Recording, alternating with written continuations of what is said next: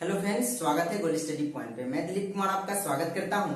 और दोस्तों, आज के इस वीडियो में पढ़ेंगे संसद के जो अधिकारी राज्यसभा में होते हैं और लोकसभा में होते हैं, उसका चुनाव किस प्रकार होता है, जिसमें सभापति, उपसभापति, उसके बाद है प्रोटेम स्पीकर लोकसभा में, अध्यक्ष, उपाध्यक्ष, लोकसभा का जो महासचिव, इसका चुनाव, साथ ही इसका कार्यकाल, इसके किस प्रकार से त्याग पत्र देते हैं और किस प्रकार के इससे रिलेटेड एग्जाम में क्वेश्चन बनते हैं, सारी डिटेल इस वीडियो को माध्यम से जानेंगे, जिससे आपको एक भी डाउट हो जो एग्जाम में क्वेश्चन बनते हैं वो आपको इस टॉपिक से आपको नहीं छूटेंगे। तो आप लोग इस वीडियो को अंत तक देखिए, जरूर इससे रिलेटेड जो क्वेश्चन बनते हैं सारे कवर हो जाएंगे। तो चलिए इस वीडियो को पहले शुरू करते हैं। देखिए, सबसे पहले बात करूं तो संसद के जो अधिकारी राज्यसभा में होते हैं तो सभापति, उपसभापति और राज्यसभा के जो महासचिव होते हैं, ये राज्यसभा के अधिकारी होते हैं, संसद के, राज्यसभा सांसद के। उसके बाद लोकसभा में जो प्रोटेम स्पीकर, इसका चुनाव किस प्रकार होता है, साथ ही अध्यक्ष जिसको स्पीकर बोलते हैं, उसके बाद उपाध्यक्ष और लोकसभा के महासचिव, ये जो होते हैं लोकसभा के अधिकारी होते हैं, पीठासीन अधिकारी जिसको बोलते हैं। उसके बाद है ये राज्यसभा के अधिकारी होते हैं। तो सबसे पहले राज्यसभा से शुरुआत करते हैं कि राज्यसभा का जो सभापति होता है कौन होता है। तो राज्यसभा का सभापति, पदेन सभापति, जो जानते होंगे कि उपराष्ट्रपति होता है। जो अनुच्छेद 89 के 1 में कहा गया है कि संसद के पदेन सभापति, राज्यसभा संसद के पदेन सभापति जो होंगे वो आपको उपराष्ट्रपति होंगे, उपराष्ट्रपति, और वह किसी सदन के सदस्य नहीं होंगे। कहने का अर्थ हुआ कि जैसे कि लोकसभा या राज्यसभा का सदस्य नहीं होंगे। समझ गए होंगे कि इसका चुनाव जिस प्रकार से आप राष्ट्रपति का चुनाव होता है उसी तरह उनका भी चुनाव होता है, जैसे कि आप लोग राष्ट्रपति चुनाव और उपराष्ट्रपति चुनाव में जैसे कि आप लोगों ने पढ़े होंगे। तो समझ गए होंगे कि उपसभापति का जो चुन लिया जाता है, जैसे ही वो उपराष्ट्रपति होते हैं जो इसका सभापति होते हैं। उसके बाद इसका जो कार्यकाल होता है, कार्यकाल की बात करूं तो सभापति का कार्यकाल जो आपको जिस राष्ट्रपति का, उपराष्ट्रपति का जितना कार्यकाल होता है उतने समय तक ये बने रहते हैं पद पर।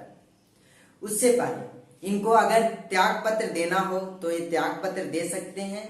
उससे पहले इन पे इनके सभापति से हटाया भी जा सकता है। जब उसका हटाया जा सकता है तो राज्यसभा संसद से अविश्वास प्रस्ताव पारित करके, उसके बाद है कि जब इनको हटाने से पहले, हटाने की जब प्रक्रिया चल रही होती है उससे पहले 14 दिन पहले इनको सूचना देना जरूरी है।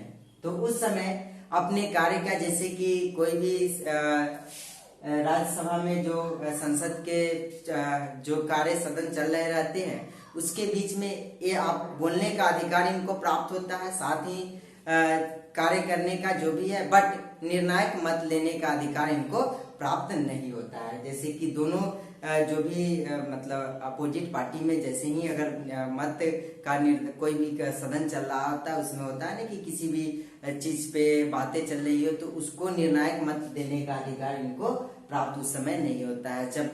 जब उनपे अविश्वास प्रस्ताव पारित होता है, जब इनको हटाने की प्रक्रिया चल रही होती है तब।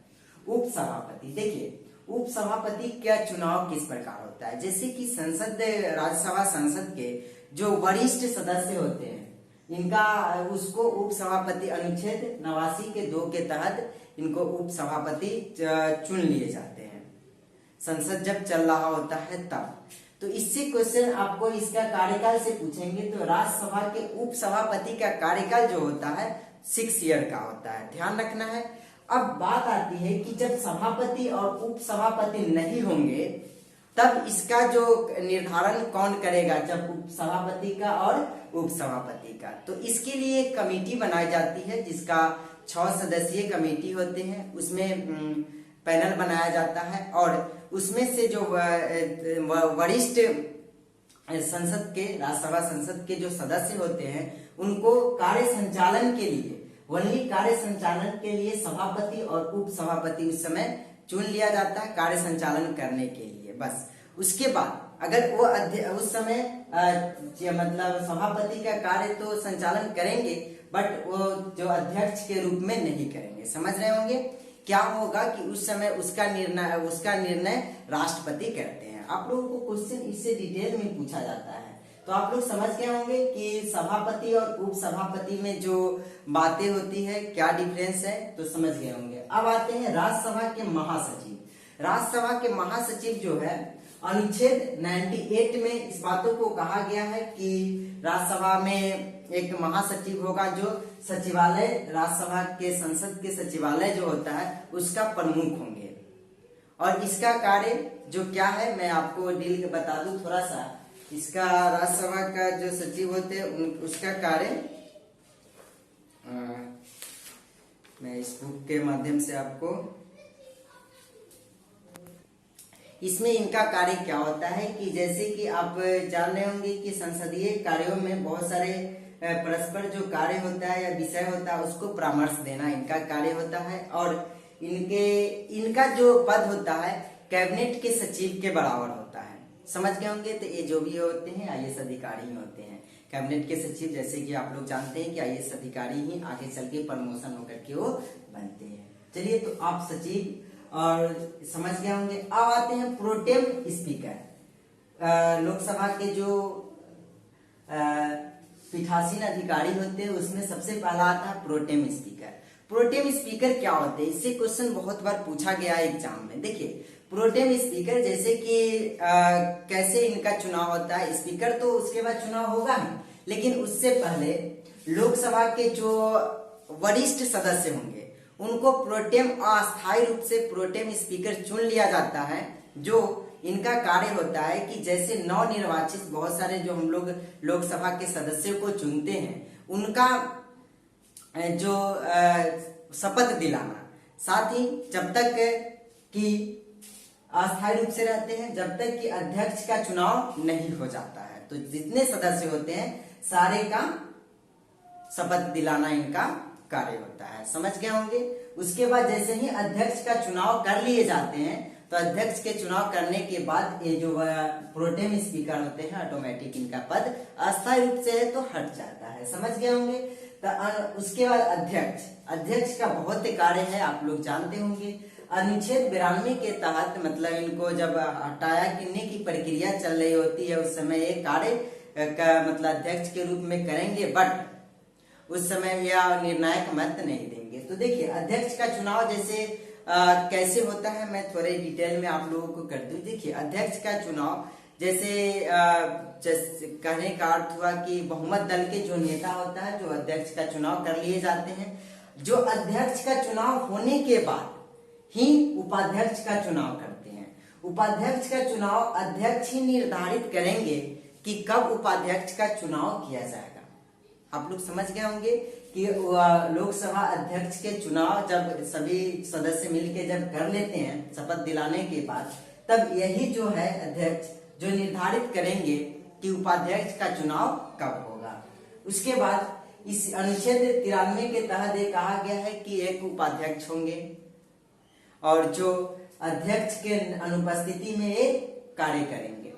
तो इसमें देखिए डिटेल थोड़े से एक और बातें बता दूं कि अध्यक्ष का बहुत सारे कार्य हैं। जैसे कि देखते हैं कि संसद का जो सदन चल रहा होता है, कोई भी विधेयक धन विधेयक है या नहीं उसका निर्णय कौन करता है, तो लोकसभा का अध्यक्ष ही करते हैं। संसद के संयुक्त बैठक मतलब लोकसभा संसद और राज्यसभा संसद के जब संयुक्त बैठक चल रहा होता है तो उस समय उसकी अध्यक्षता कौन करते हैं, तो लोकसभा के अध्यक्ष। क्वेश्चन यही सब बनता है, तो लोकसभा के अध्यक्ष ही करेंगे।